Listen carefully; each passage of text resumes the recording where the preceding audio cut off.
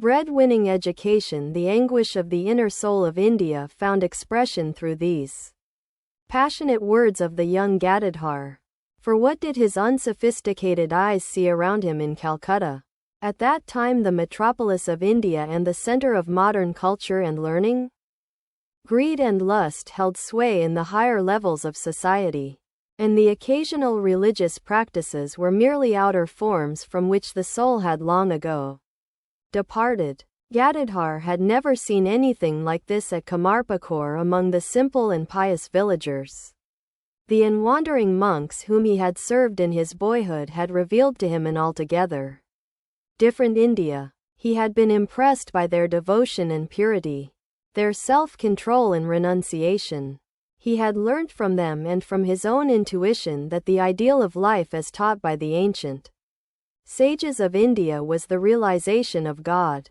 When Ramkumar reprimanded Gadadhar for neglecting a bread-winning education, the inner voice of the boy reminded him that the legacy of his ancestors, the legacy of Rama, Krishna, Buddha, Sankara, Ramanuja, Chaitanya, was not worldly security but the knowledge of God.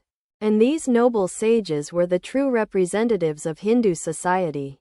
Each of them was seated, as it were, on the crest of the wave that followed each successive trough in the tumultuous course of Indian national life. All demonstrated that the life current of India is spirituality. This truth was revealed to Gadadhar through that inner vision which scans past and future in one sweep, unobstructed by the barriers of time and space. But he was unaware of the history of the profound change that had taken place in the land of his birth during the previous 100 years. Hindu society during the 18th century had been passing through a period of decadence. It was the twilight of the Musalman rule. There were anarchy and confusion in all spheres. Superstitious practices dominated the religious life of the people. Rites and rituals passed for the essence of spirituality.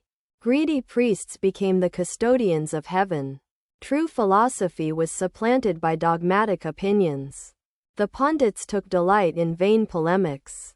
In 1757, English traders laid the foundation of British rule in India. Gradually the government was systematized and lawlessness suppressed. The Hindus were much impressed by the military power and political acumen of the new rulers. In the wake of the merchants came the English educators, and social reformers, and Christian missionaries, all bearing a culture completely alien to the Hindu mind.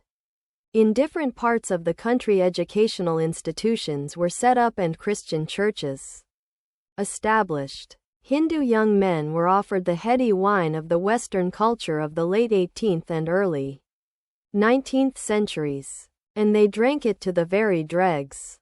The first effect of the draft on the educated Hindus was a complete effacement from their minds of the time-honored beliefs and traditions of Hindu society. They came to believe that there was no transcendental truth.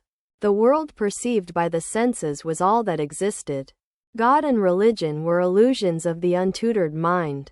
True knowledge could be derived only from the analysis of nature. So atheism and agnosticism became the fashion of the day. The youth of India, taught in English schools, took malicious delight in openly breaking the customs and traditions of their society. They would do away with the caste system and remove the discriminatory laws about food.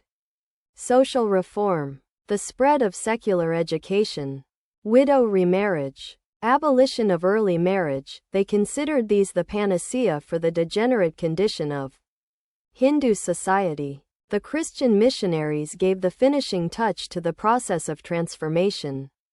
They ridiculed as relics of a barbarous age the images and rituals of the Hindu religion. They tried to persuade India that the teachings of her saints and seers were the cause of her downfall, that her Vedas, Puranas, and other scriptures were filled with superstition. Christianity, they maintained, had given the white race's position and power in this world and assurance of happiness in the next. Therefore Christianity was the best of all religions. Many intelligent young Hindus became converted. The man in the street was confused. The majority of the educated grew materialistic in their mental outlook.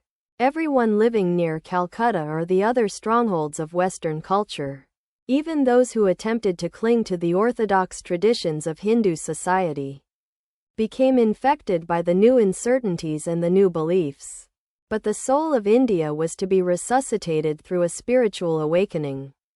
We hear the first call of this renaissance in the spirited retort of the young Gadadhar. "Brother, what shall I do with a mere bread-winning education?" Ramkumar could hardly understand the import of his young brother's reply.